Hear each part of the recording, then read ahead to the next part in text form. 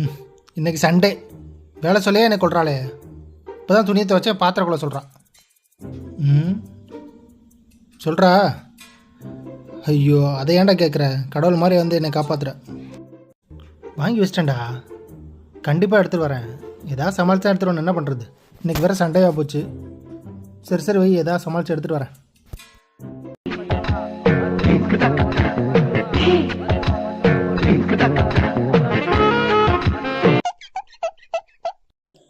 ஏங்க சண்டே எதுவுமே எங்கே கிளம்பிட்டீங்க? வீட்டில் எவ்வளோ வேலை கிடக்கு?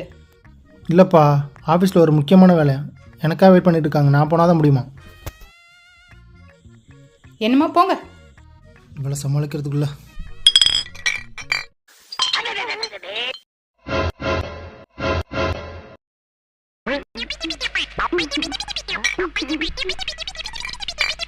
அவ்வளோதான், நம்ம முடிச்சு விட்டீங்க போங்க.